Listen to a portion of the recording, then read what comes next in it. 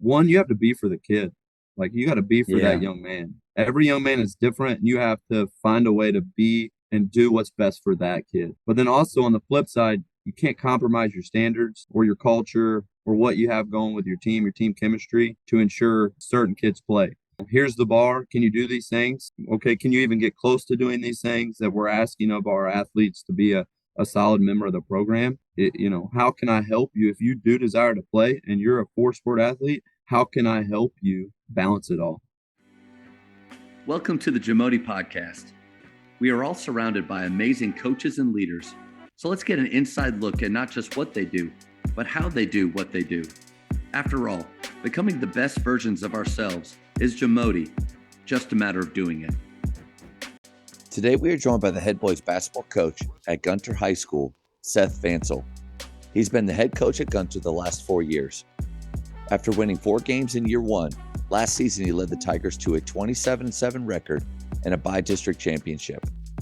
Coach Vansell was named TABC Middle School Coach of the Year in 2012.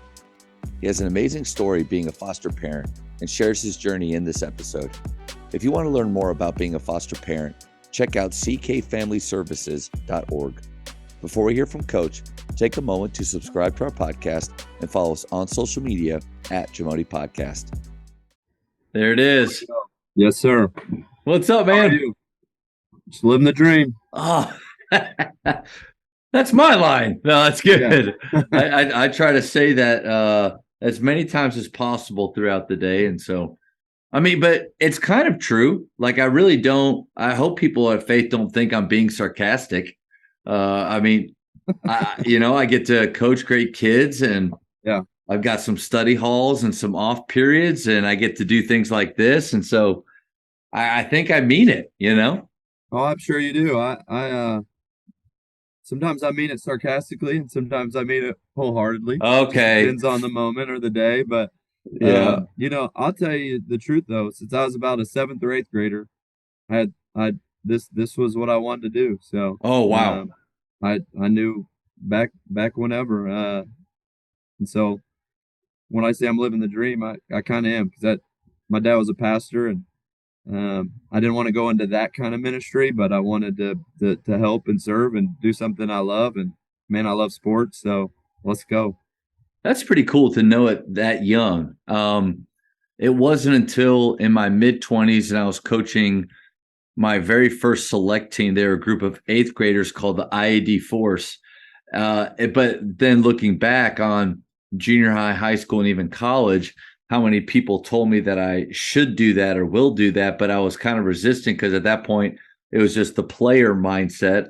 And then, but now looking back, like it wasn't as early as you, but it has been a long time. Like I've known this is kind of what I want to do and I love doing. And full transparency, though, I am being sarcastic when I'm walking into the 7:30 a.m. staff meeting and they say, "Hey, Coach Say," or "Hey, Matt." I'm like, oh, living the dream. That's Yes, sarcastic. yes.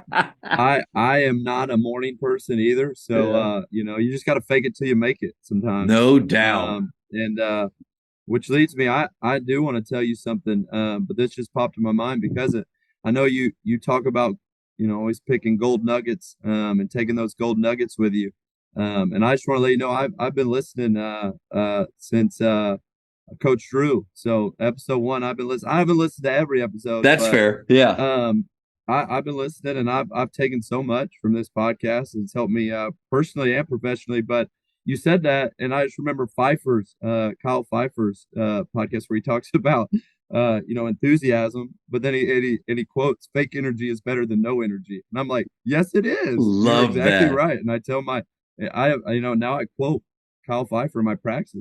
They don't know who that is, but That's and so he's cool, a friend of though. mine. But and then I mean I could just go down the list. I'm in Gunter, small town Gunter, America, where football and baseball are amazing. And I'm the basketball coach, so I forget who said it, but I had it written on my dry erase board for weeks.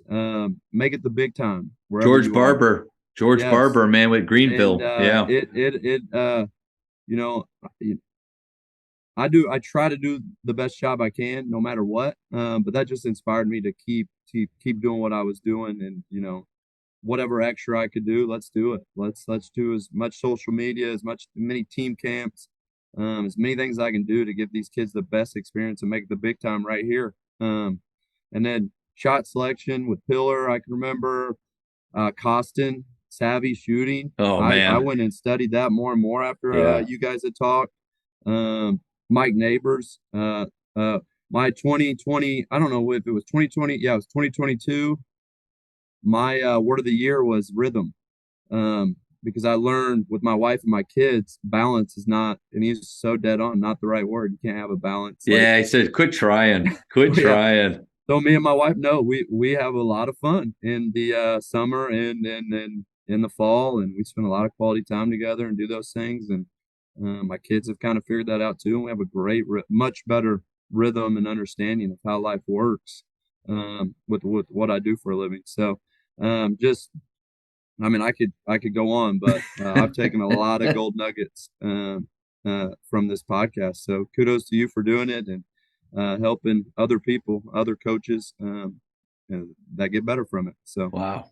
Well, man, I really appreciate that. Not too sure what to say. You wonder sometimes. Like, I mean, ultimately, I enjoy all of these talks, and it's always been a passion of mine ever since, like with PGC. But kind of going like with your story of seventh grade, one moment I always remember was in Berwick, Pennsylvania.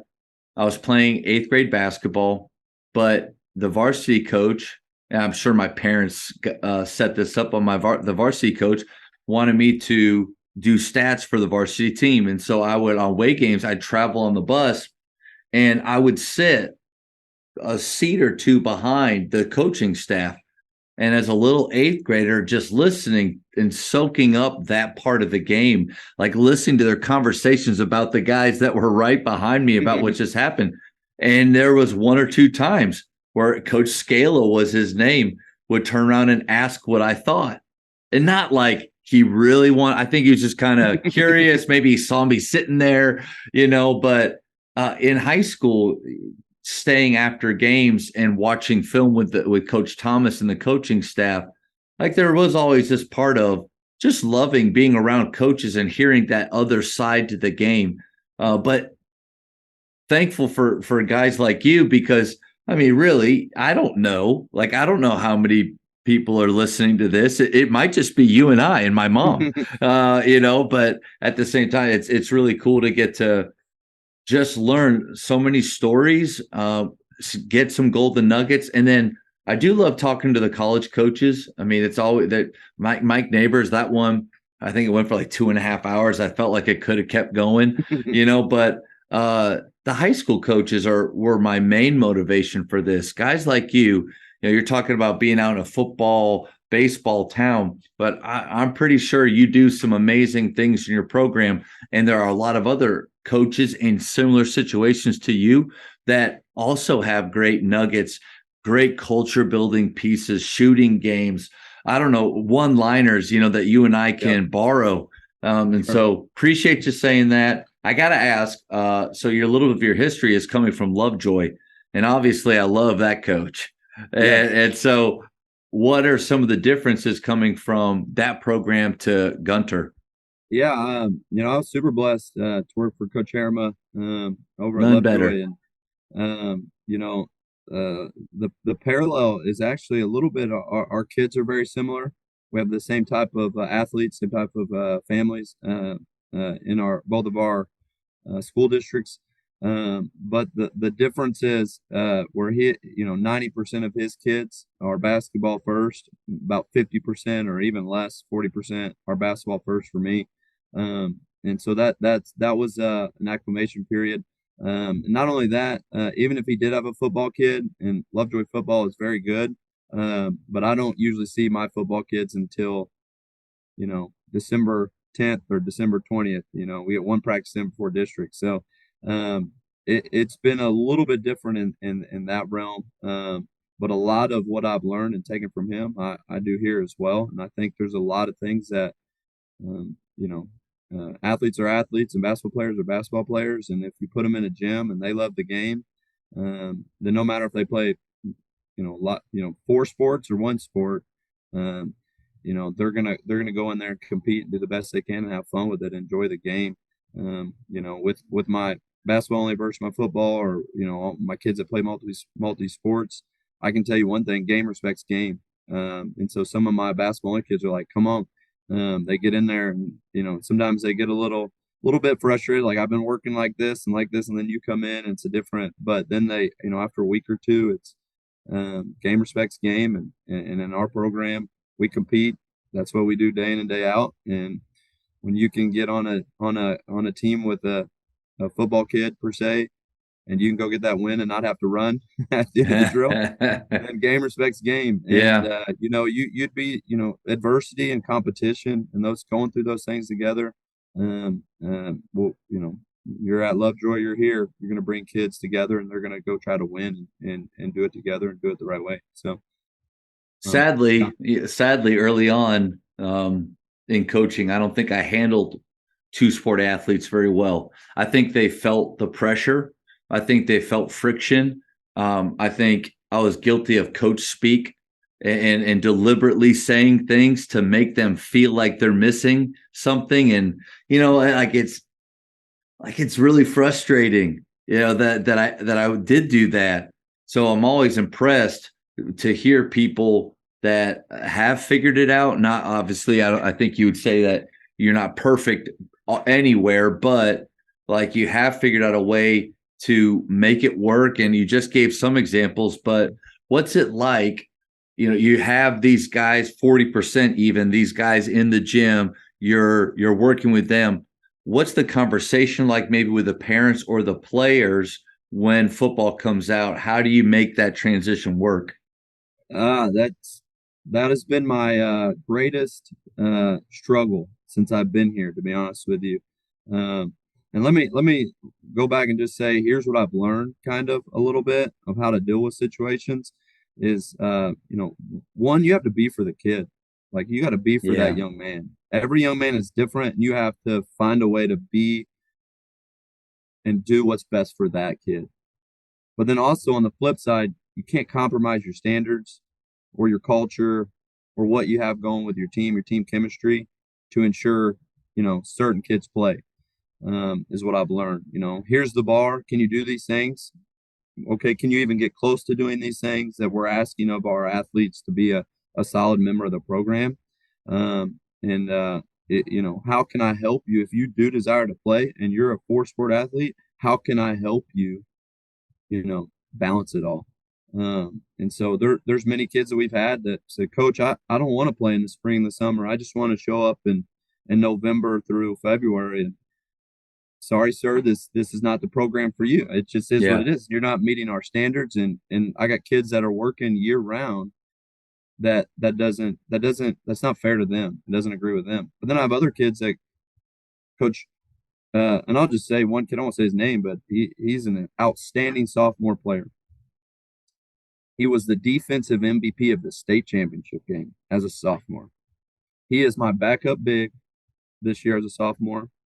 And in my exit interview, I said, here's the list of what we're going to do. What can you make it to? Coach, I'm going to try to make it to every single thing I can. And I said, great. I said, what can I do to help you be at every one of those things? And let me ask you this question as well. If I get after you about not doing this, and this to be better at basketball or better at your craft, how are you going to respond? And he said, Coach, I want to be a part of this program. I want to do it the right way. And if you get after me, I'm going to respond the right way. And I'm going to let you know that if I can't do something, it's not because I'm sitting on the couch. It's not because I'm doing this. It's because I'm balancing everything that I do. And I said, I can 100% work with that. And that is that. Man, that's impressive. That's the type of multi-sport kid you want. And that he's not going to compromise. He knows you. He knows your standards. He knows the program. He's not going to compromise. Coach, I know what you expect. I'm going to do everything I can to live up to that. When I can't, we're going to communicate and talk because we have a good relationship. And so these kids know it. The other side of it is making sure you do everything you can when you can. So I have these exit interviews. Hey, we're doing this in May and June. I can do stuff in May and June with the whole team where I maybe can't in November because of their playing so long. So we, I think OU team camp, we went to it last year, huge, and everybody got to go except for one kid that was playing baseball. Um, Everybody got to go to it. Shootouts, TABC showcase, those types of. Let's go. Let's try to get there. Travel tournaments. So we always go and travel 3 or 4 hours right when they get there on a holiday tournament. I get them and take them to a hotel. So you're just doing everything you can, not only for those multi-sport athletes, but for those kids that you have all the time, for them to come together, blend together. The first team dinner is always at the Vansell's house, and I tried to cook up some brisket, some ribs, and I think I cooked like 150 pounds worth of meat, and I had no leftover after the 11 guys came in and just tore it up.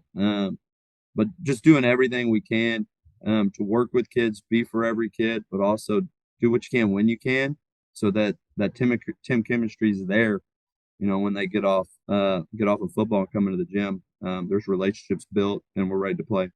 Coach, I want to celebrate you just on that approach to those players. I mean, I think you nailed it right at the very beginning by saying you got to be about the player.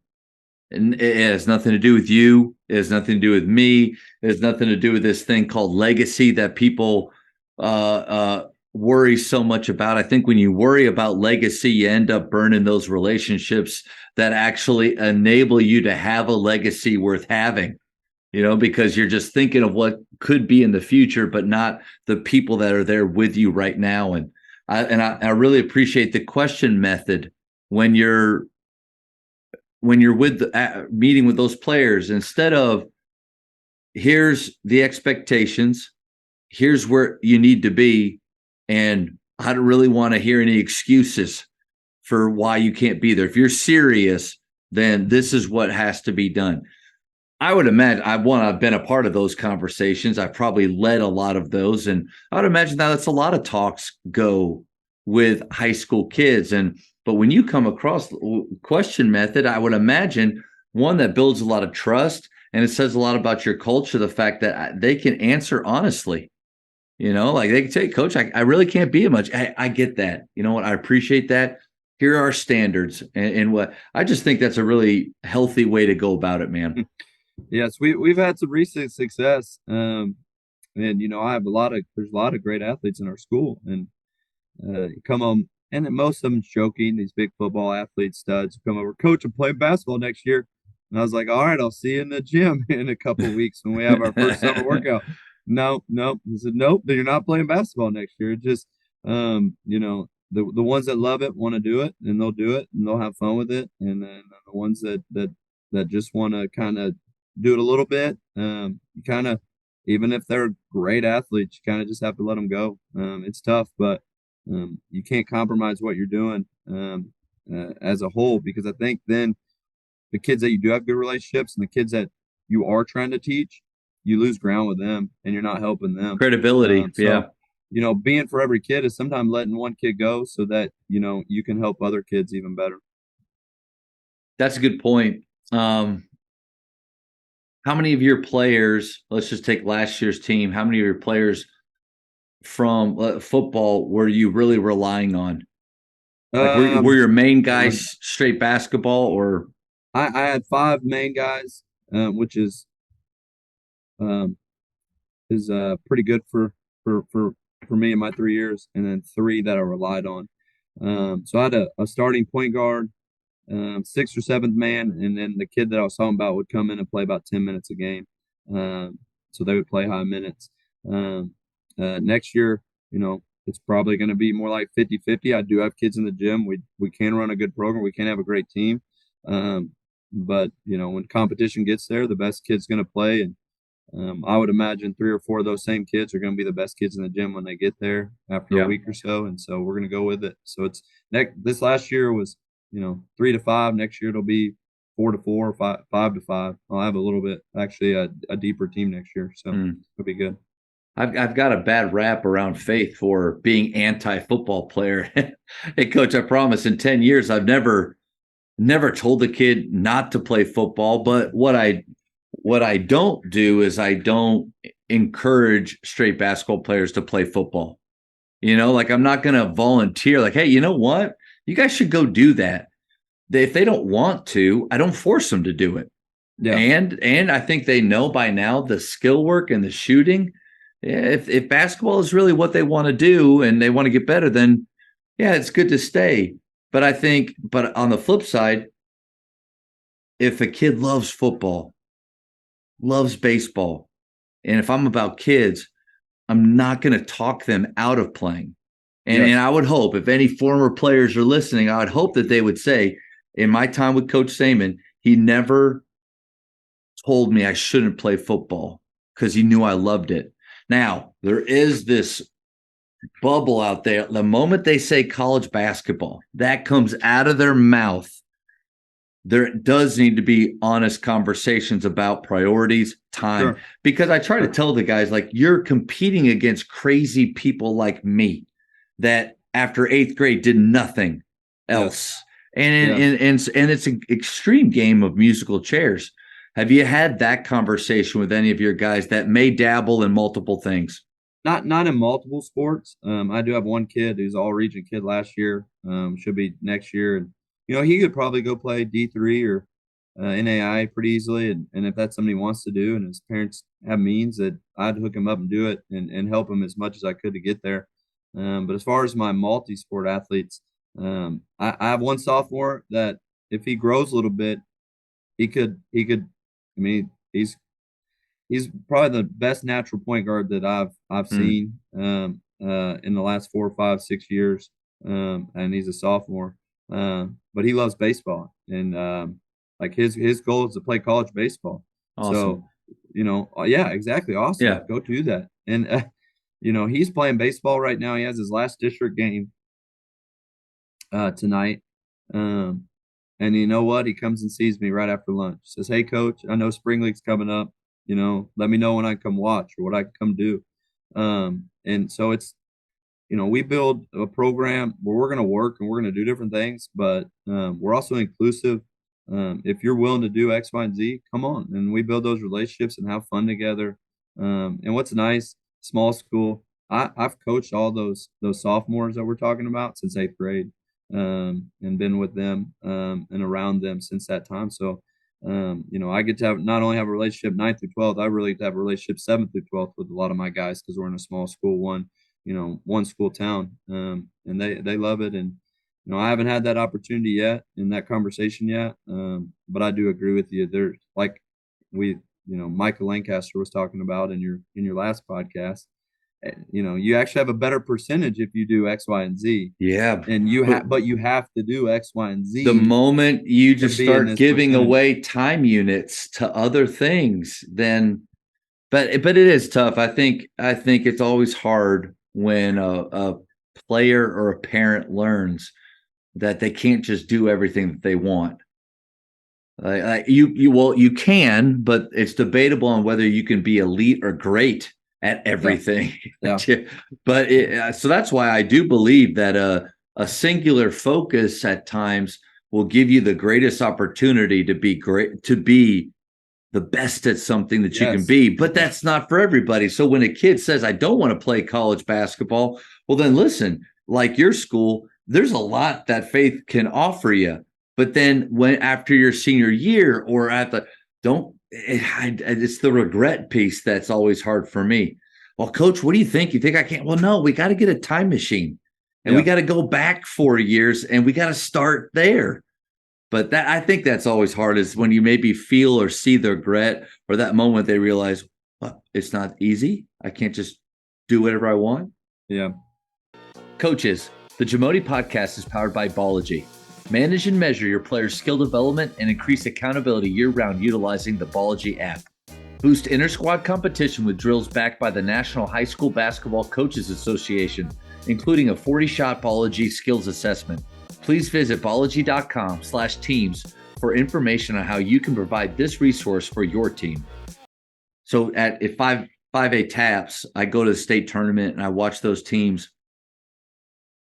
And I can't remember, even at this level, a team that won state relying on multiple sport athletes. Maybe they had one or two, maybe. Yes. But the majority of their guys were year-round guys. Yes. And so there's, the last time I remember anybody doing that, I believe it was Canadian in 2A, like 10 years ago. And that's even what size is Gunter? we're 3A. Yeah. Yeah. And it might have been, they were 2A then, or it might have been 3A, but they had one basketball kid that I think went played at ACU or played D1, but he's also their best football player. And then they had about 4 other kids that were, probably D3 type of kids and a 2A school. That kind of helps and gets you where you need to be. But yeah, I don't think. I mean, even you run into these pressing teams, and I've thought about that with my athletes and different things, and I just can't get away with it yet. But even then, in the playoffs, people find a way to make you play skill and to figure out how to play half court basketball. And if my kids don't know how to do it, then I'm cool. I'm going to go that far, but then I'm second or third round when somebody makes me, slows the game down on me and makes me play. How are we going to respond? How are we going to do that? And it takes skill to win at that game. It takes the ability to read different screens and to make the right play in the right moments. That sometimes if you're just suppressed and get up and down team, you don't have. That's where the conflict is, like in my heart or head, is that I want them, like you said, I am for the kid, and I want them to do the things that they love. But when I'm looking at my varsity roster, there's an idea, and maybe it's not popular to say, but if all of these guys were with me all year long, could we go farther? Or because we got guys that love other things and are doing that, and this isn't like your school, I think people come to faith to be able to do multiple things. It's almost like I still want to be competitive. Like I want to coach competitively, and I want them to dream. And I want to set like a vision of this is what we can do. But then there's an idea of like, is it really possible when I know that the teams that do go farther typically have, and even I think that team you talked about, that's cheating. Like he's a D1 player, like in basketball, but like, so those years where we are relying on more multiple sport athletes, I don't want to already start out with expectations of, well, there's a ceiling to this team. But then but I guess that's where the conflict is I know, or I feel that we can be more skilled, have a chance to have better chemistry, and also, I guess, be more like the teams that we end up competing against deeper. Yeah. Well, you said the ceiling. I think every team has a ceiling, and you have to coach to that team. And if I can get them, my job is to get them as close to that ceiling as possible. And sometimes it might be pressing, and sometimes it might be slow, and sometimes it might be, a mix. Or maybe I'm playing one squad one way, and then I sub in and I play a little bit different with another squad. That's true. However you can do that and make it work, I've learned is the best possible thing, without compromising, your offensive defensive philosophy and who you are and what you believe. But doing different things and helping kids to get to that ceiling, I think, is most important. Again, just being for that kid or for your kids or whatever works for that team, doing it and doing the best you can. I got to keep striving to have your mentality, man. Like that. I mean, like that was really helpful, because I do find myself like next year we're going to have mainly basketball players. And there's a part of me that's excited, but like I know a couple of them have played football before, and I really hope that there's nothing that I'm doing or saying that's keeping them from playing that, or they do love basketball so much, or, you like it, you love it, you live it. Like, they're close to that love area where they're willing to sacrifice. Now a kid says, and I had one this, coach, I want to play college basketball. Okay, let's talk about your day. Yeah. Let's talk about how you spend every moment outside of school, because I mean, you and I both know, and Micah talked about it too. I love that impossible math, like that. Yeah. He's right on the money. 85% chance if you're doing all the things, and even then, he said it's still not guaranteed. Like that's the beauty of what we're doing all season long is we're going to try to get to our ceiling. But ultimate success, what the world says is success, which is that state championship, making playoffs, a winning record, it's not guaranteed. No, and I think that at the end of the day, I'm a young coach, but at the end of the day, if I'm for that kid, and because there's been times where I wasn't, maybe I was for my career or my program more so than I needed to be. If I'm for that kid, I can sleep at night knowing that I live by what I believe in my principles, and I'm here to help and serve. So definitely need to be for that kid. Unless that kid just is so much about himself that he's going to hinder the program, then it's, sorry, man, I don't think you can do this. Appreciate the kind words that you said about listening to the some of the episodes in the past. But I think especially this time of year, I mean, that's what we're doing. We're reading books, we're listening to podcasts, we're watching videos, trying to pick up some things. What's some of the best things that you borrowed lately?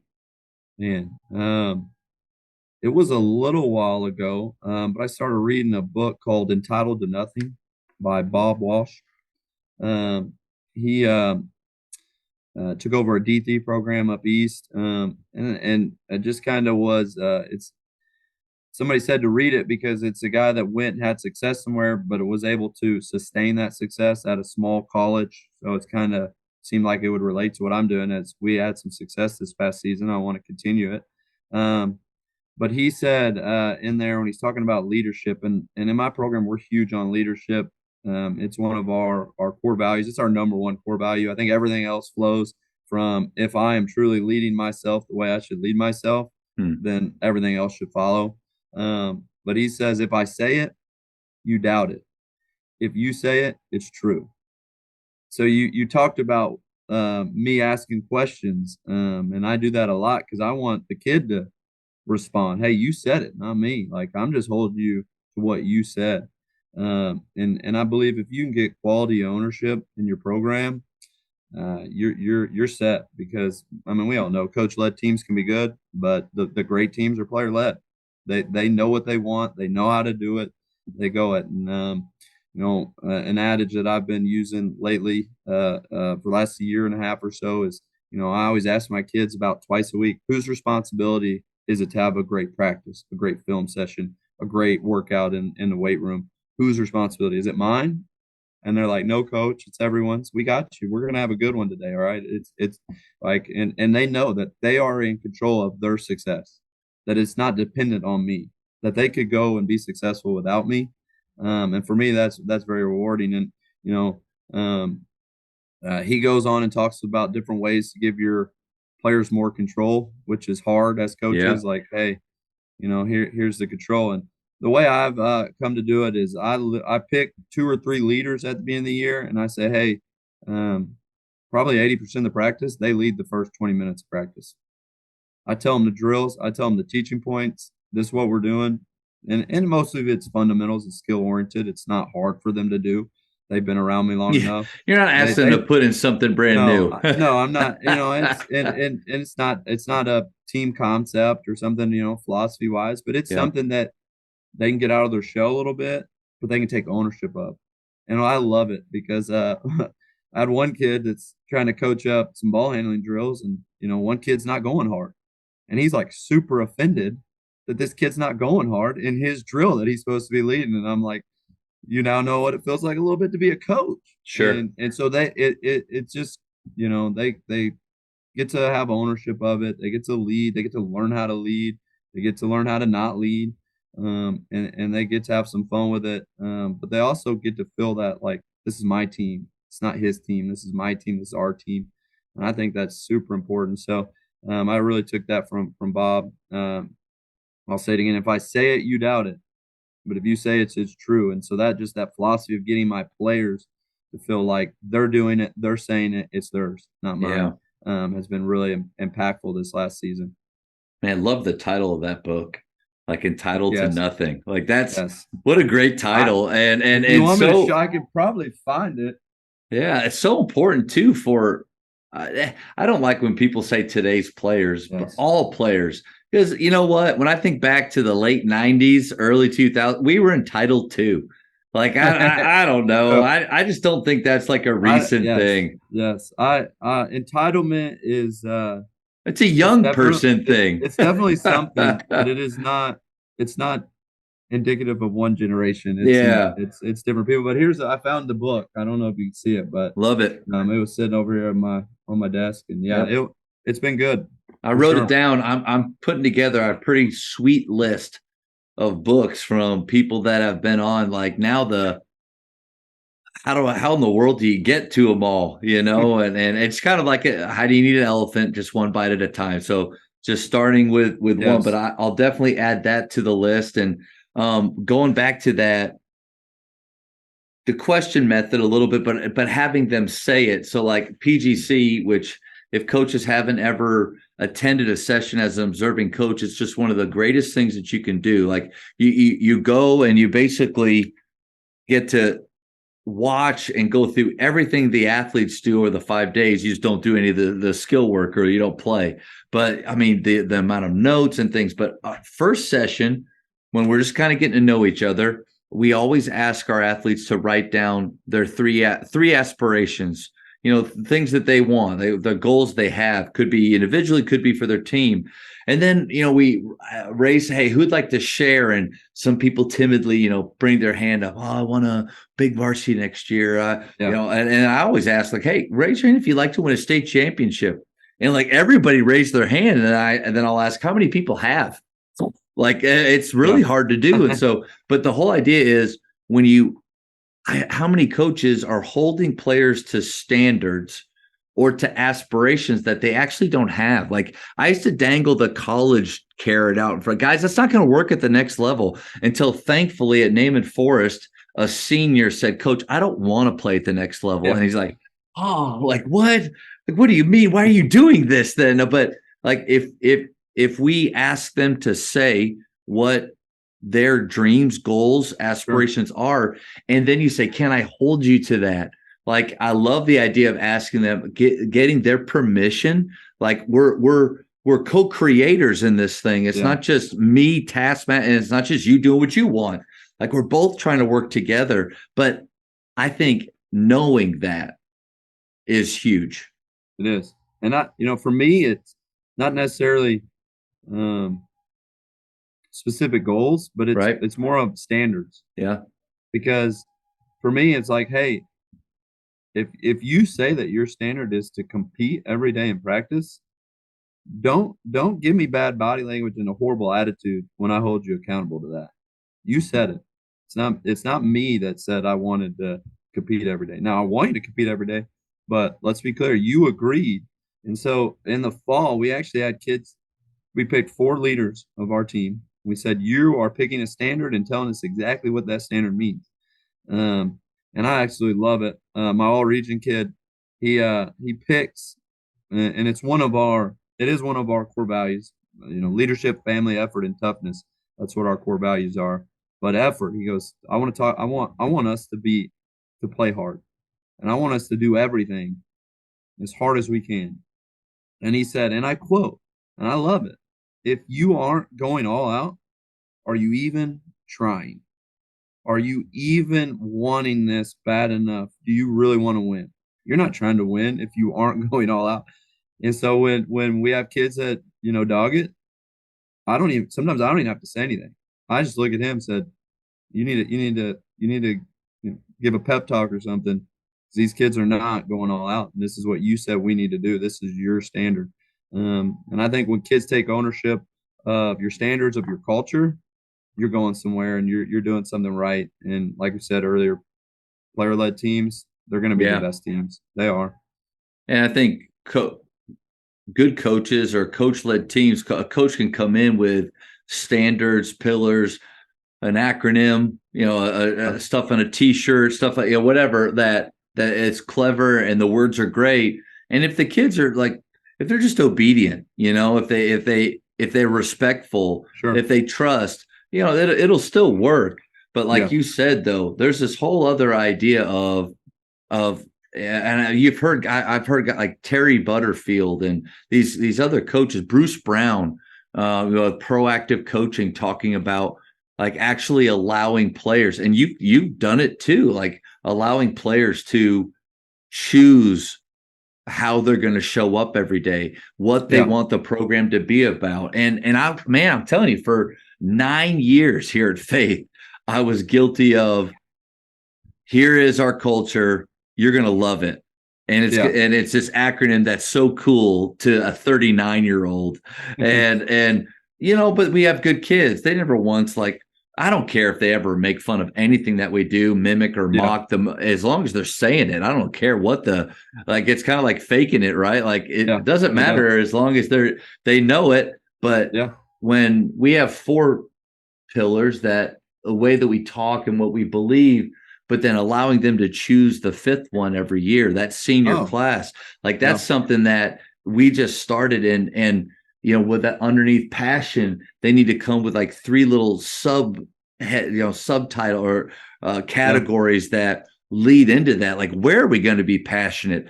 What does passion look like? What does it not look like? But you're right on the money, man, with having them. I love the idea of them choosing those standards and then defining them. That's really cool. Coaches, the Jamodi podcast is powered by Shoot 360.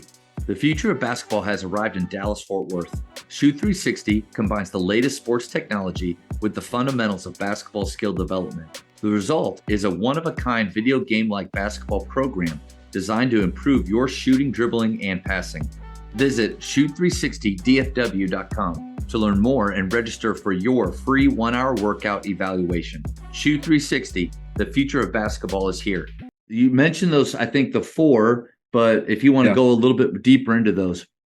Yeah. So leadership, family effort, and toughness. Like I said earlier, leadership is kind of, it's one value that encompasses all the other values.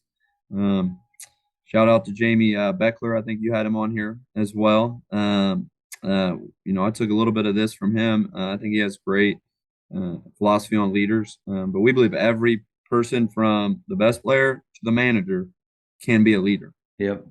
That, like, everyone can be a leader.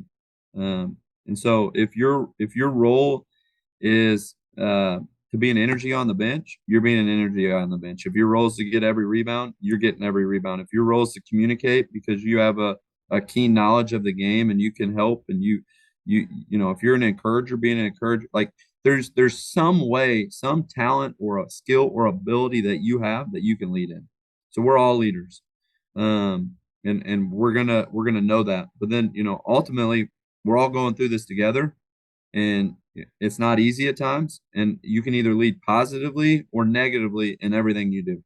So we talk about weight room. You're the guy that's getting 7 reps and you're supposed to be getting 8, and then everybody sees you. I can do 7 now too. He's doing 7, so you're leading the wrong way. Are you the guy in the gym that's cutting it short, or saying, Coach, everything's competitive in our practice. Coach, I'm supposed to make 8 free throws out of the 10. I made 8, but you really only made 6 because you didn't want to do 5 push-ups or whatever silly little thing it might be. So we talk about all of that. But then on the other side of it, man, there's kids that lead the right way in everything they do. That just ramp up the competitiveness in practice, ramp up the energy level, ramp up communication level. Like, man, that kid is talking. That kid is getting after it. That kid is doing those things. And so we talk about it all the time. Everything that you're doing, you can lead through your strengths, lead through your roles, but you can also just in that moment make a decision that the 2 people that might be watching you are going to do the right thing, or the 2 people or one person that, your bubble might be small, but you have influence, and you're going to influence either positively or negatively. So everything kind of comes from leadership for us. Then the second part is when you get really good and you know how to do everything day by day by day, and you walk the walk, then you can talk the talk a little bit. So we talk about our leaders being thermostats, not thermometers. It's an old leadership adage, but it hits home. Like, when there's a momentum swing and we need to come together, who's going to be the guy that brings us together and says, hey, we got this, and reinstills confidence in us. I love it. My best 2 communicators when it comes to in the moment, first playoff game, other team's a pressing team, we get down, 2 kids, both sophomores. You can lead. Anybody can lead. guys, we got this. We just got to slow down, make the right reads. Let's make sure we're making the right passes. Let's make sure we're taking the right shots. We got this. Not me. These are the kids that are saying this. And so I believe you can give anybody the chance to lead, but knowing when that temperature needs to change and not just reflect it. If you're just reflecting it, then that, it's a game. It's a game of swings. We're going back and forth. It's a game of runs. We want to have kids that understand how to go against that adversity and bring people together. And it might not be with your voice. It might be with diving on the floor, taking a charge, getting someone an open shot, making the one more that gives us that momentum back and doing those things. So, first and foremost, everything that we ask kids to do is lead themselves.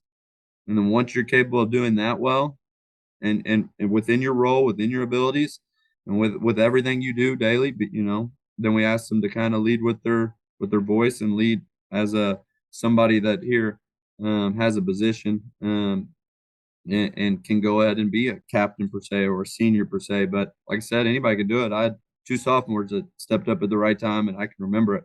Guys, we're fine. I don't care. We're down by 9. We're fine. We're gonna go get it, and they did that. So leadership's number 1, and then family is number 2. And when we talk about family, we're just really talking about selflessness. Leaders serve. Leaders care about the people that are around them. Leaders care about the people they're trying to help. We're gonna lift each other up, and first and foremost, like we're gonna put those people in our lives first. And sometimes, as you said about my story of adoption, sometimes our family is not necessarily our blood, but we choose who we get to love and sacrifice for.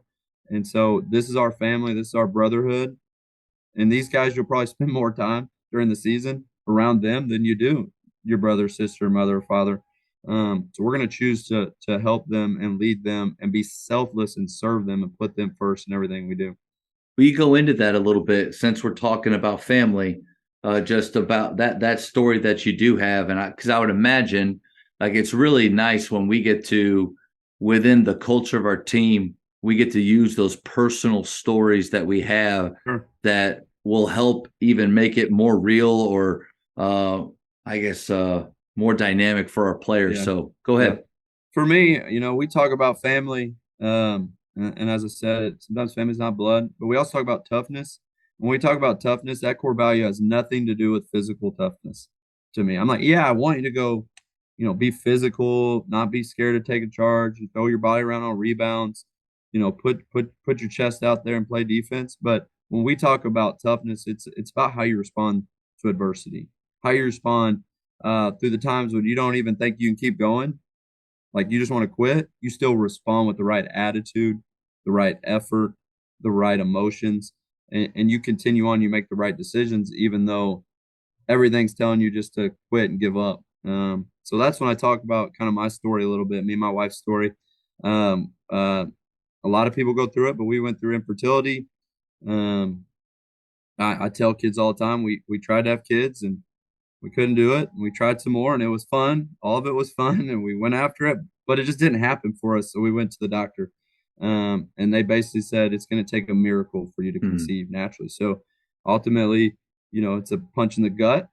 And after me and my wife and it took us some time to kind of deal with it and go through it, but I think it might've been a month or two. We dealt with it and God kind of put the foster system right in our front view.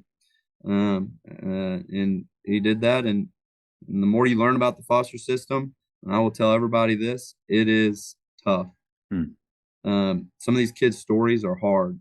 When they come into your home, it's going to be hard to deal with them. We were blessed to foster 2 kids and then 2 more, and the 2 more we have now we adopted. But we got them initially when my daughter was 4 and my son was only 10 weeks. So my son, he's relatively pretty much just he's one of ours, doesn't know any different. But my 4-year-old has a completely different story, completely different set of baggage and trauma that comes with that, and it's not easy. It's hard, it's tough. But what I tell my kids through my story is I had a response. I could respond one way and get down and get depressed and get, woe is me, or I could do something different and I could find a different route. And I found a different route. And what's funny is the same thing I tell my kids, I tell my 4-year-old daughter who's going through a lot of trauma and a lot of things. You still have a response. I know your mom is this, and this, and I know you went through this, and this, and I know school is harder because this and this, and I know this and this, but you still have a response. And so, our definition of toughness is having the ability to control what you can control, no matter what. No matter what life throws at you, you still control what you can control. And like I said, it's hard, but it's the best blessing me and my wife have ever received. I'll try to get this up there There for it you. is. Cadence is now 8, Ricky is 4, and we are, as we said earlier, living the dream. How's the 8-year-old now? She's good. There's still some things we work through with her. She was is what it is. But she was very well connected to her bio mom. Even though she didn't take care of her very well, and there's a lot of things that happened to her. But yeah, she's doing well. She's in 2nd grade, learning, going at it. Softball, I think she's going to be a really good first baseman because she's a lefty. So she's naturally set up over there. Last game she went 2 for 2, so made Dad proud, and she's doing great. And that's what a lot of people see is how she's doing, but then there's a lot of stuff underneath that's tough that mom especially has to work with her on, but wouldn't change it any other way. And I have to say this, I have a relationship with God, and so does my wife, and we wouldn't have done this if we were not prompted to. But I'll tell you this, my wife's name is Rachel Lynn, first name, middle name. Bio mom's name, first name, middle name, Rachel Lynn. My daughter's middle name, Lynn. On her birth certificate, we didn't change it. So I just think that God works in mysterious ways, and he pushes you to different things. But through all that, I've learned what toughness really is, and I try to instill in my daughter and my athletes what toughness really is. And that's like, this stinks. This situation is bad. And it might not even be able to get any worse. Yeah. But you still have the ability to control what you could control, and you still have a response. So that's what we talk about with toughness. Man, thank you for sharing that. Yeah, I have no clue. I can't imagine what it's like early on when you got that news. You mentioned a month or two of some struggle. How cool is it that God puts people in our lives to help with that struggle? Because I mean, obviously, that would be a different situation on your own, but that's hard. But he puts somebody else in your life to go through it with. Yeah. And like that's huge. But then also just the trust that it must have taken, because like toughness, like you said, control what you can't control. I think sometimes when things get really hard, what's easy is just to close doors, to close yourself off, to protect yourself in that way. But then to have the trust in him that we had this hurt and this ache, but there's a need out there, and there's kids that we can help. And just really appreciate your openness and sharing that. And I would imagine, kind of going back to your team, like I shared my story with my guys. We don't need to give edited testimonies and testimony, or just don't leave out details in your life when you struggled. Let them know. Let them know. Because a lot of times, I don't know, my players used to tell me, or they told my assistant coach, they thought I was a robot. They thought, because I show up every day and I'm pretty, I bring a lot of enthusiasm. I choose joy daily, but they don't. Yeah. I wasn't always like that. My 20s were dark. And so, but we need to let them know that, man, through toughness, but also putting your faith and trust in the right person, that you can make it through those tough times. And it may not really click for them now, Coach, but they're all going to most likely have families, and they're going to go through something, and that story is going to really help them later on. I hope so. But I do completely agree. I think kids see sincerity, and they also see lack of sincerity. So if you're not going to be real with them at times, then I think you lose. lose some respect there, lose some influence. And, I talked about leadership. If I'm not going to be the first one to model what I need to model every day, then how am I going to ask them to be the right leader as well? And definitely want people to, especially in this day and age with so many mental health issues and so many different, I want kids to talk to me. I desperately think that's important. And hey, and I'm tough and I'm hard on kids, and you know, I push them to limits and try to break some limits just out of helping them out and getting them to a place where they are tougher, or they man, coach, I didn't think I could do that. Well, you did. And he's like, thanks for pushing me. They come back and say that. They don't know that in the moment, Yeah. but I also, on the flip side of that, be able to push them so hard, I also need to be able to go, hey, is everything all right? And for them to really go, no, coach, it's not. Like, so sharing stories like that, sharing the up and downs of life, I think is a must if you want to truly be a true leader and ask kids to be a leader. I do love one thing you said about the idea of a leader in every locker, or that idea of that is, Yeah. because I think often we choose captains, we choose leaders, people that we definitely see that might have the ability, the desire to take a more active role. But Yes. how often are there players that feel like they really have no responsibility in that department at all? Well, that's the coach. Those are the captains. And then they almost take like a just, hey, feed me role. Yeah. Like Yeah. I'm just going to take and take and take. And they end up, I think that's where a lot of your energy vampires kind of come from, Sure. is the fact that they don't think that they are a leader. And Yeah. but then the flip side, acknowledging that there are different ways to lead. And I don't know about you, I've really never been able to force somebody to lead in a way that they didn't want to. Like, meaning, Yeah. I see something in this player that could propel him to be a great communicator, a guy that holds other accountable. But what if, and I see this a lot, I feel like in players, I'm going to say it, in players today, a lot of them I feel like do want to be a part of the group. They don't necessarily want it. They don't want to be left out. No. But I don't know if they necessarily want to stand out either. So I think there is this art to it of obviously propelling and pushing forward those dudes that just naturally, it's just gravity, it comes out of them. Yeah. But then also understanding and celebrating the way that other guys lead that may not be as loud. Yeah. Yes. My arguably my best player last year. I'll say arguably just because I don't want any fights in the locker room, but he was our best player last year. He'll be our best player next year. Arguably. He said this, and I've never told him this, but I always every opportunity I get to help a kid lead in a certain way, I take. So we do camp. I got my little kids up there, first grade through fifth grade, and I varsity players. I tell one of them to come every day into one of our standards, and you got to talk about it to these young kids for 5 to 10 minutes, and it better be well prepared and it better be done right. And by that, I don't need you to say anything that you've heard me say. I just want you to talk on leadership. And this kid comes in and says, and he lives it out every day. I absolutely love it. He's a leader by example. He's not overly loud. He doesn't communicate. He's not a rah-rah guy.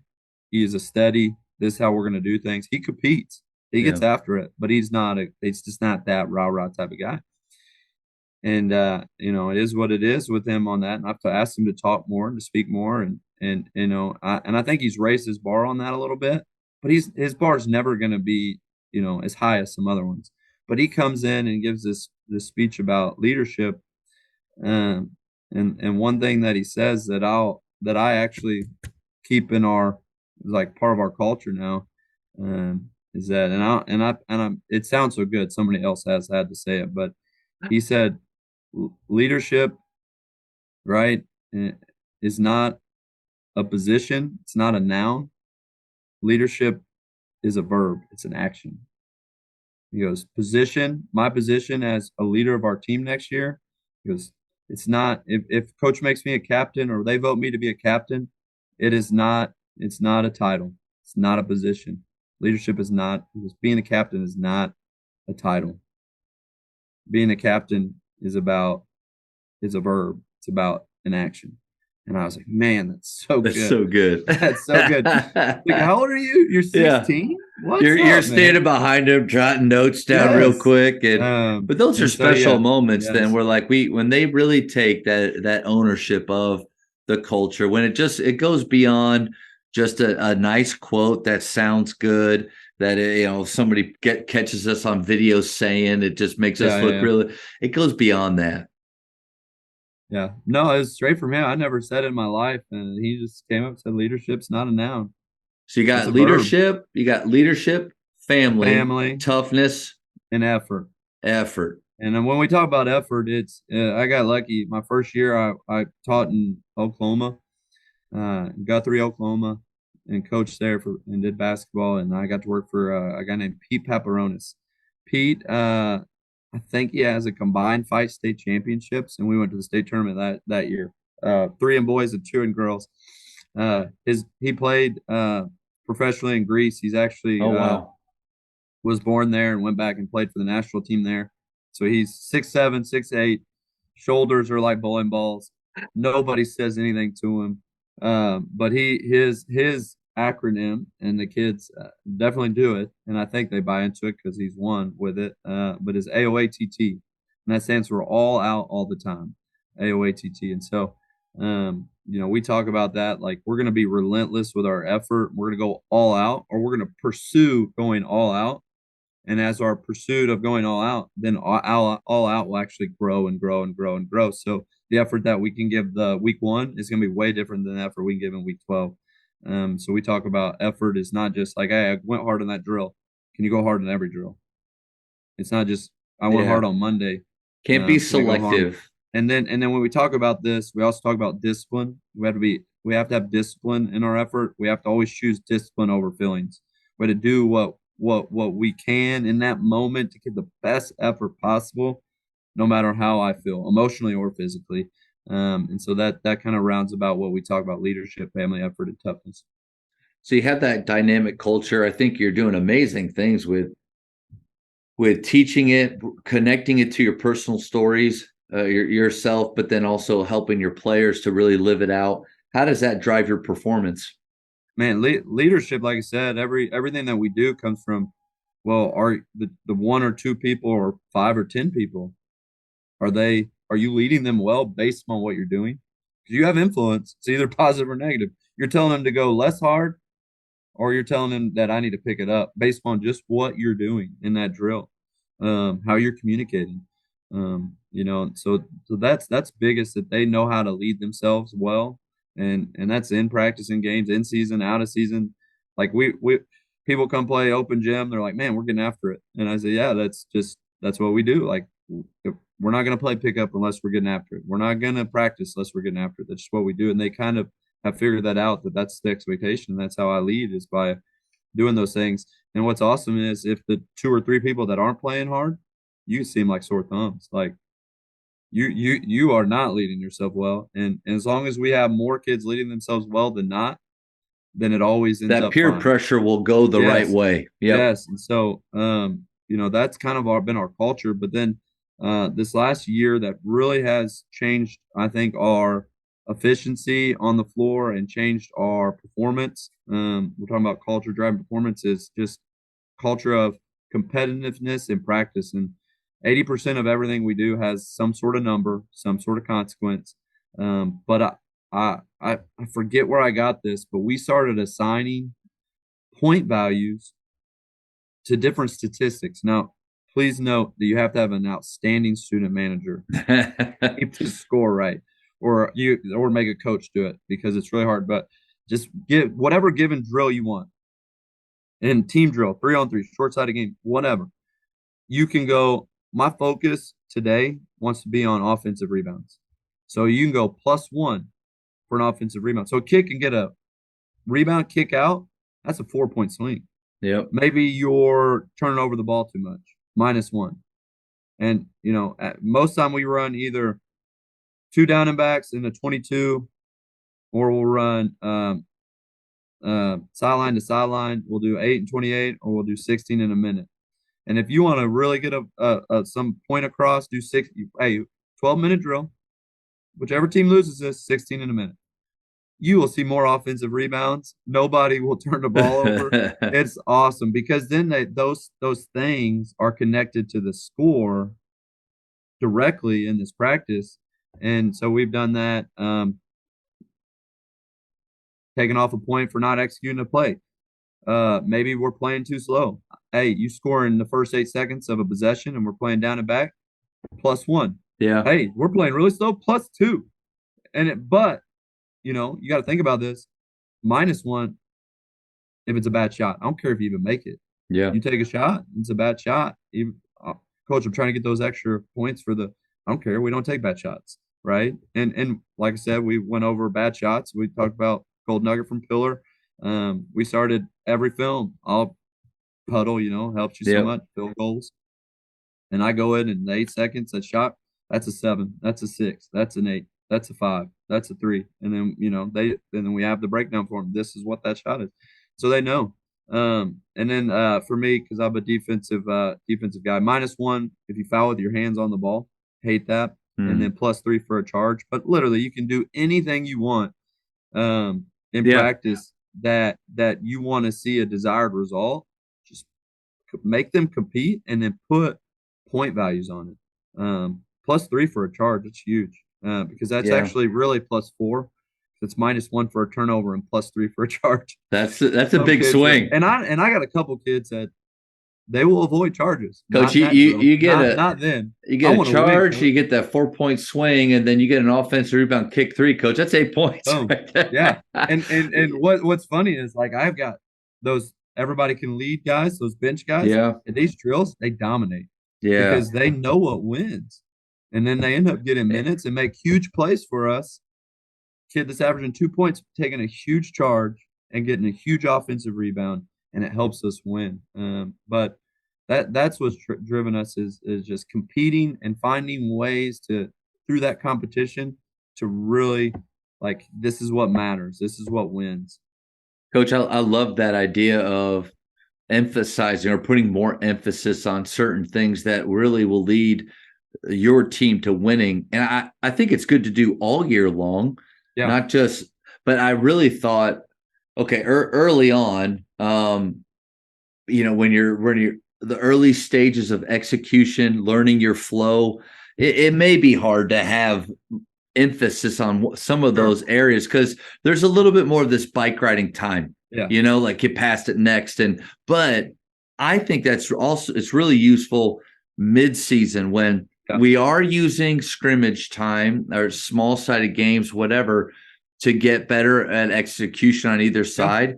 But you start to really learn with your team, where are we deficient?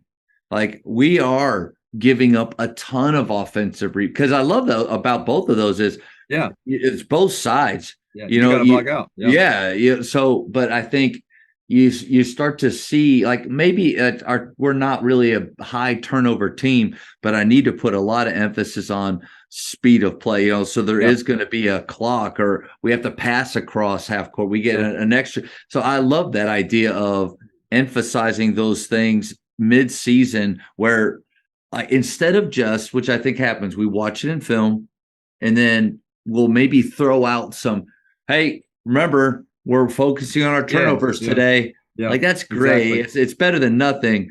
But what you're talking about, I think, will lead them to the results you want even quicker. And let me make some parameters if anybody wants some of this. I only do two or three max. Yeah. I will only make 3 rules because I don't want the focus to be for that 12-minute drill. And we only do it. I usually only do this in a most of the time in a 5-on-5 setting. They're focused on playing, but then they're in executing. But they're also oh, well, what if I go crash the boards right here? I can get an extra point.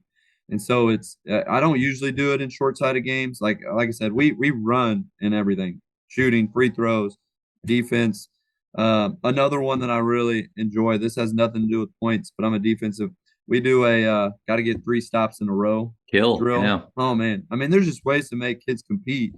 And and do those things. But yeah, it definitely is not an early on. And if it isn't early on in practice or in the year, it's the last thing that I do. We've worked on this, this, and this, and this. Now let's go compete. But remember, it's -1 for a turnover in this drill. And so then it like, okay, I got to execute and I got to do this right, but also got to take care of the ball. And those things kind of, and then, like later on in the year, hey, this is the drill. And then you can go, hey, we need to play a little faster. So you score the first 8 possessions, but you take a bad shot, or you foul in this situation, then you're losing points. And then now we're thinking and playing the right way and doing the right things. But definitely early in the year, you got to be very careful with how many you put on them. Yeah. One of my favorite things that I've borrowed from all these talks is from Dan Lee. He talked about the 100-point game. And I put that in with my guys, and it's just where they basically have the as soon as they secure possession, the 30 seconds begins. And if they score in 4 seconds, they just score 26 points. Oh yeah. If they, and then it goes through the net. The other team, the 30 seconds begins. Obviously, turnovers negate your ability to actually get points on the board. But I think I could even with that do something more off because I do think like next year's team for us, it's going to be one of the biggest teams we've ever had. Oh wow. But we're reward for paint touches or post ups. See, I think we're going to have to win. Figure out what winning looks like to us. It may not look like some of the teams we've had in the past, like this last year's team that made 433. I don't know if we're doing that, but we can just really kill it on the boards. And you and I both know, like every time we get an offensive rebound, our shooting percentage just starts to go. Like all of a sudden, we're going to become a better shooting team when we do that. And but back to the 100-point game, I do think it's fun as coaches, like getting creative with your scoring system. Games like Score Stop Score, where we're really working on getting those strings together. I don't know. I just think that's the fun way of practicing that. Get your point across without talking to death. It's a way to get you emphasize without having to yell about it. Yes. Let the scores and the running do all the talking. It's not too hard. Yeah, I can be a fiery guy, but I really think, you have to be a teacher and there's certain things that teach. And I don't know who quote this. It might have been in the Super Mario Brothers movie I just watched with my kids, but he said pain is the greatest teacher. So you don't want to almost throw up and your legs to be tired, then you better go win. Was that King Koopa? I think that was right. Yeah. I watched that too with my boys, and as a huge Mario fan, I don't know, it was a little underwhelming for me. I apologize for anybody. Yeah. They brought up a lot of nostalgic things. They did a good job, like just little pieces. The storyline was anywhere and everywhere, but that's I think my problem is they did. I mean, I get it. It's like it's already a weird story. So two plumbers fell through a pipe and they end up in a different world. It's already a weird story. And he was in love with the princess. Like I forgot all those things, but no. Anyway, the Jamodi podcast is powered by Sideline Interactive. Sideline Interactive is the leading manufacturer for high-quality, innovative scoring tables and LED video display boards that help coaches and schools bring more excitement to fans, create huge fundraising opportunities, and make their jobs easier. Visit sidelineinteractive.com to check out their amazing products. Last question before we go on to the speed round. Oh. So I think the great debate of is it style or is it players?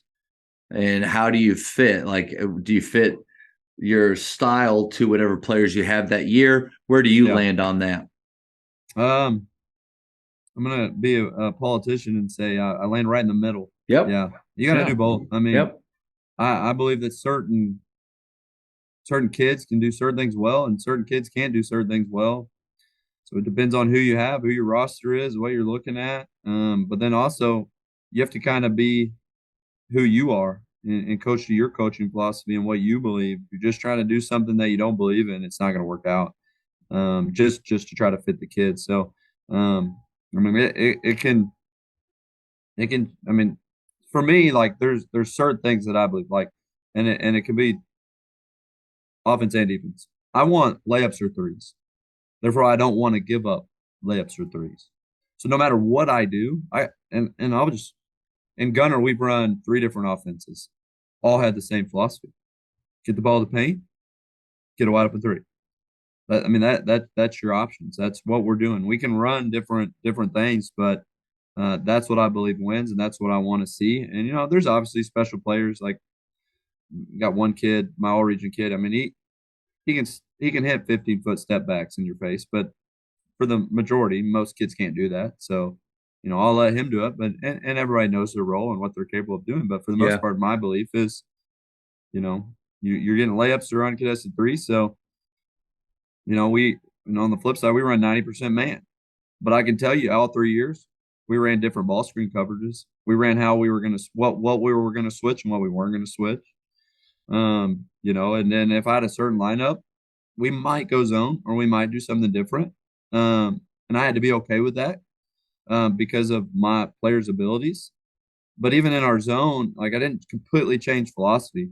Our zone was, we're still going to guard the 3-point line and we're still going to have one guy at the rim. So we ran a 1-1-3 is really a extended 2-3, and we just guard the 3-point line and guard the rim. And I put my two best rebounders at the wings, and they got steals and rebounds. And we only ran it maybe 4 to 5 possessions a game, but it was effective because of who I had. But it didn't change my philosophy. And that's what I believe is going to win. So you kind of have to, offensively especially, you have to fit what your players are doing, and obviously you're going to be faster or slower depending on who you got. You're going to take more threes or more layups depending on who you got. We didn't post up once this year, but I had a 6'1" big. We ran a lot of Princeton stuff, brought him out, and we shot the 3 ball and we shot layups. Those were the 2 things we did, and it worked out. Year before, I had 2 dynamic guards. We went dribble drive.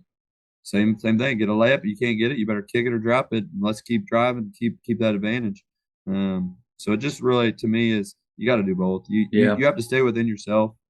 You also have to cater to your players we talked about ceiling, to help them reach their ceiling.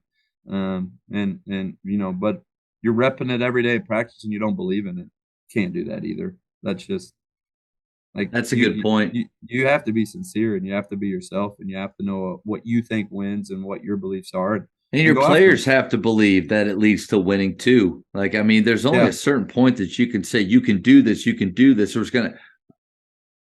we're not having a lot of success doing it, and I'm not talking about, like, because I think early on in our style of play, every year I tell parents turnovers are going to be really high and shooting percentage really low, but then mid-December there's a magical switch that happens, and it typically happens that way. But in my opinion, the answer is both. It's a blend of both. You have a style that you love that just rings true within you, because if it doesn't, like you said, your players are going to find that out really quick. But like speed, I mean, we're going to be bigger, but speed isn't just athleticism. Speed is skill. I can still teach guys to play fast, even though we might be a little bit taller. Yeah. And then maybe it is when we get to the paint, we get there in different ways in our 5 out, and we maybe even go 4 out, 1 in a little bit, because anytime we go 5 out, sometimes I miss the dunker spot, and then anytime I got the dunker spot, I miss the space that 5 out brings. So the ability to flow a little bit more back and forth, I think, is kind of what you've figured out, what you've nailed. Yeah, and then on the flip side of all of that is, once you get going with something, there's this. You said it to December. Do I stay with it or do I change it up? And man, that's always so hard in coaching, to know what to do. And I've tended to believe that you need to stay with it and go with it. But it's definitely hard to be that bold coach. Small changes, minor course corrections. Yeah. Yes. Abandoning a system altogether, disaster. Yeah. Because you lose, we talked about credibility. We talked about trust. A belief, like, Ted Lasso, right? Like with that sign, like they have to believe in something and have an identity. So midway through the season, we're going to say all of a sudden, guys, remember that identity we talked about us having for 8 months? We don't have it. Yeah. Might as well just scrap this thing then, right? That's the way that their yes. mind will go. And so for me, if I try to do something that caters their style so much that I don't, that I don't believe in it halfway through, then that's bad. So I really like do my research. If we're going to pick this and we're going to go with this, and this is our main route to score and our idea of what we're going to run, or is this the defense we're going to do? I want to make sure that I can do it for the whole year. I don't want to get halfway through and whatever. And I love to learn the game. I love to research the game. I was very blessed. My school let me go up to Nebraska. I went to Nebraska Wesleyan University and met with Dell Wellman. I'll have to send him a link to the Jamodi podcast since I gave him a shout out. But he was kind enough to sit down with me for hours and talk about how he runs some Princeton offense and different things. And it's like, man, this is going to work. It's going to be great for our personnel, and we're going to do it. We're going to go. And I think you have to feel that way, and you have to say those things. This is going to work. This is what we love. And if you can't say those things, even halfway through or at the beginning, you're not going to help your kids out too much. And then, especially on the offensive end, defensively, it's a little more black and white, in my opinion. You either stop them or you didn't. Yeah. Offensively, though, you can do everything right and just miss the shot. So that's like, I'm not going to base we were 6 for 44 one game this year from 3. But I'll tell you, man, 40 of those I was really happy with. Those were great possessions. Sure. We'll tip our hat. We'll keep taking some. Maybe a parent or maybe another assistant coach I had was, why don't we do something different? Well, one, it's because of how we train. We train to do this. The results that they've shown is that they're capable of doing this. And you know what? Like to your point, we're getting to the paint and we're getting catch threes. It's working, fellas. And then sometimes there's the part of me that thinks, okay, well, does it mean I'm a bad coach that all I feel like we have to do is knock down a few more? I can't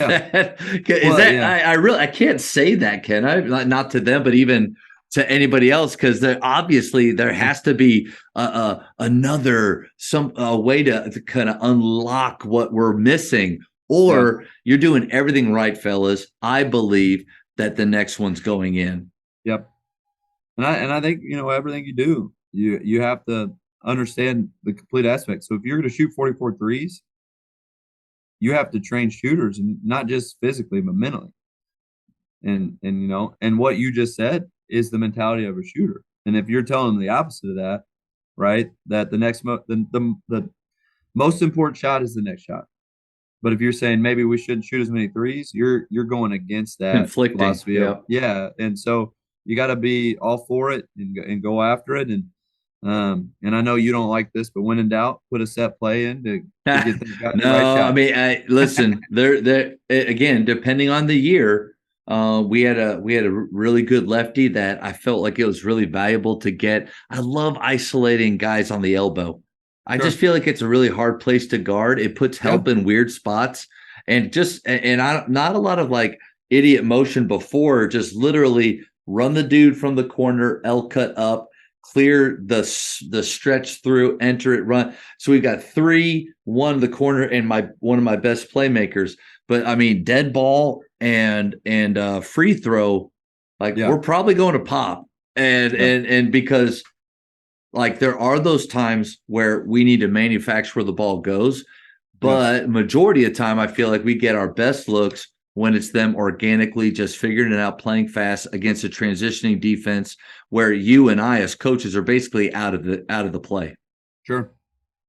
It goes down to also where when you find out that style that you like and you feel like it's going to help your players, then it comes down to your skill training. Like, are we really getting better at that throughout the year? Because 2 ball's great, and I'm all for impossible stuff, but there is an idea of the actions that we actually run through. Guys, we're going to rep this out in skill work, and you're going to get better at it so that in a game, I'm not asking them to do things that we've never worked on. And I feel like that happens quite a bit. Just because you do it 5-on-0 and it looks good doesn't mean individually that they have the skill to do it. Yeah. So with the Princeton stuff, there's a lot of back doors. Yeah. Right. So 4 minutes of our skill development every day was passing and catching and finishing backdoors different ways.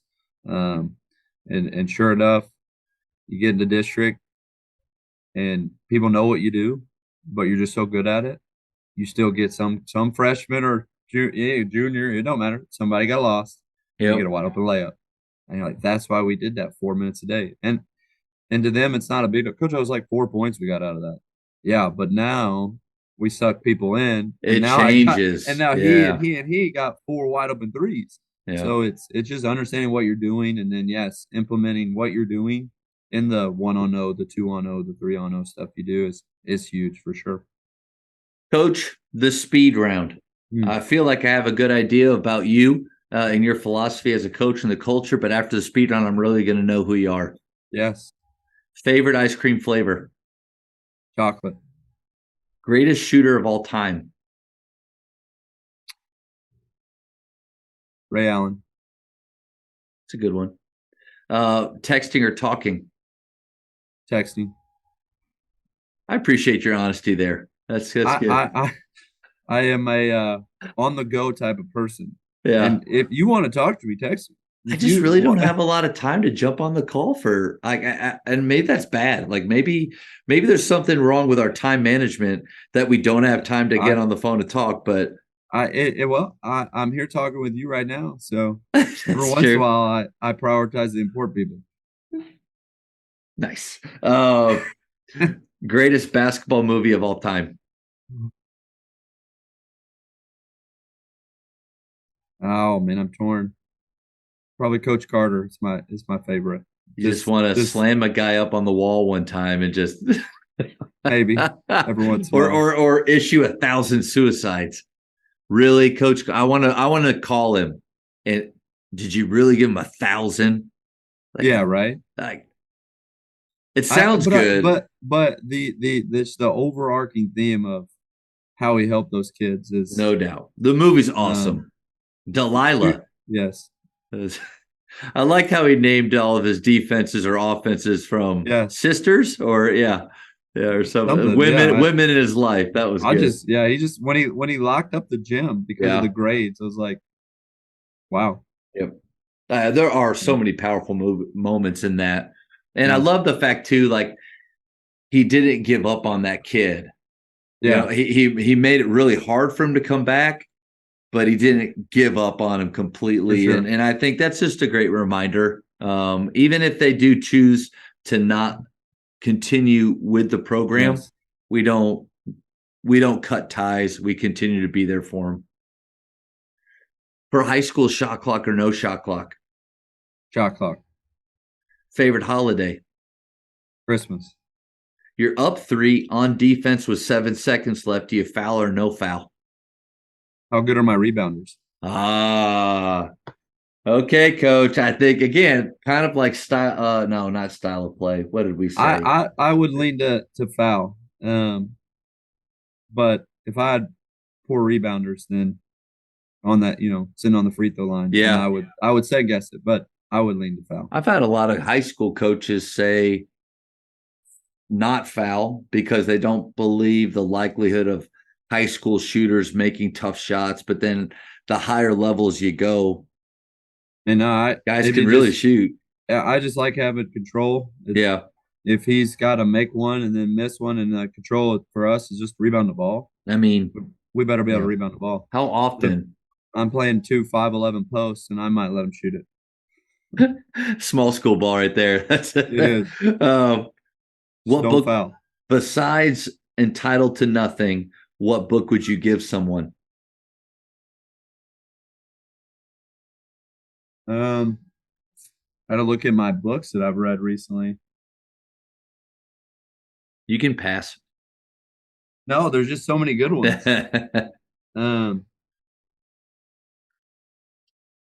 If it was a coach, I'd give him Jamie Beckler's first book, Most Valuable Teammate, for sure. I've learned more relatable lessons from his books that has influenced my culture and different things that I would definitely tell them to read that for sure. That's good. Favorite place to travel? Man. Used to be, I loved doing anything and everything. Like, so we would go to a city and we would, like, doesn't matter what hotel we stay in as long as it has a bed and a bathroom because we're not going to be in it very much. Yeah. And then recently, the last few years, I'm like the opposite. Like, let's just go to a beach where we can just sit there and do nothing because life has gotten real busy. Yeah. So, I like both sides of it, but right now, put me on a beach and we're okay. That's We're good. living the life. How many cups of coffee do you drink per day? Oh no, Honest. cup being 8 ounces or like a cup just the glass that Just I have? like, just a, yeah. How many of these are you filling up? 3 to 4, Yeah, that's fair. How do you drink it? black as I can get it. Nice. Like Wes My- Watson. Yes, my wife bought me an espresso. She was like, Oh. because I kept complaining that the coffee was not strong enough. So I get an espresso at home. Last one, coach. In basketball, who's the GOAT? Michael Jordan. Yeah, I'm young, but I'm not. Not that young. I'm not that young. If you watch The Last Dance, like how even the young yes. people, come on. Well, and then that's another thing I tell my kids when I'm big about leadership, right? He was a leader. Like nobody liked him, but leadership has a price, and winning has a price. Love that. Cue music. Oh, that's what he. Yeah. But he got the best out of his teammates every day. His methods were what his methods were, but you could tell he was pushing people to be great. That's just what it was. Obviously we have a different approach to that now. Yeah, I would never have my kid do some of the things he did. Sure, but well, I think I think LeBron tries to lead in his own right and do different things. But as far as what his team's accomplished, man, that's impressive. And I think too, it's like kind of like you did with your story. And anytime we see something like a Last Dance, and we talk about the competitor that Jordan was, and there is so much that we could take from him, and emulate from him. I tried to. A lot of us '90s, kids tried to as players, and but there's an article out there. I think it's called "Do You Still Want to Be Like Mike?" And it's some rare interview that he did later on in life where he talks about how empty he is. Yeah. And how he is still searching for that competitive edge, that thrill that he got as a player. I mean, obviously the golf and gambling and everything, like that's kind of where that's where that comes from. But like with our players, we use that word maybe balance a little bit. Like, and I love what Tobin Anderson said in one of his press conference after he said the 22-2 rule. He's like, 22 hours of the day, we're not going to worry about basketball. We're not going to do that. But for 2 hours, we're going to do everything we can. Like, I think that's the balance with our players here. They're not pros. Most of them aren't even high school players. Guys, when we're at practice for an hour and a half, 2 hours, this is the only thing that's important. But hey, as soon as we leave, forget about this. Yeah. Like, go do other things. I think I think as coaches, and TJ Rosini and Emmanuel is great at this, we got to look for those culture moments and from great players, from things that happen in the NBA, the things that happen in the news. And we got to use those as teachable moments with our players. Agreed. Yeah. My recent one was talking about how game-changing, game-altering Caitlin Clark's play was in the NCAA tournament. I mean, for women's basketball, that's huge. And some of the kids were like, "What are you talking about?" And then some were like, "Dude, she's a GOAT. Like, she's amazing. Like, she's doing things that make Steph Curry look like he's not that good." And like, legit, easy. No, I'm just saying what they said. Yeah. I'm just quoting. And like, but then ultimately, when she has 40-point triple-double, you're like, hard to argue. Yeah. So just talking about, hey, well, what did it take her to get there? What do you think her daily regimen's like? How do you think she plays? And she has no fear, and she's this type of competitor, and using other people and other things for sure helps out a ton. Coach, this was really enjoyable, man. You gave me an hour and a half of your time, which it didn't feel like an hour and a half, but went really fast, and we really love getting to learn more about you. I mean, only 3 years at Gunter, but it seems like you're just doing amazing things there. Appreciate how you coach the kids and for sharing your personal story. That was really special, man. Yeah, well, thanks for having me on. Like I said, my resume is not as such as others, but I do appreciate sharing my story. And if anybody wants to reach out and talk to me about more of that, you can email me svansell SVANSELL at gunterisd.org. Shameless plug, not really shameless. I have no shame for this, but there's over 500,000 kids in the foster system right now. So if that's your heart, let me know. I can hook you up with the right people and the right thing and get you in that system. We actually just got recertified. You get a kind of a grace period after you adopt where you can kind of put it on hold. And then we had to talk about, me and my wife, that are we capable or ready to do this again or not? And we did. And so we're getting it back up, and mainly just to, if we can, it's called respite. We can help babysit and take kids into our home for a couple days at a time just to help out. But there's a huge need, and got to kind of put your money where your mouth is. And as a Christ follower and a churchgoer, there's a need, and everything happens for a reason. So that's where I ended up where I am, and blessed because of it. Wow. Thank you for sharing that. And man, Coach, really appreciate your time. Yes, sir. Thank you for checking out today's episode. Please take a moment to subscribe to this podcast, share it with your fellow coaches, and find us on social media for what's coming up next on the Jamodi podcast. It's just a matter of doing it.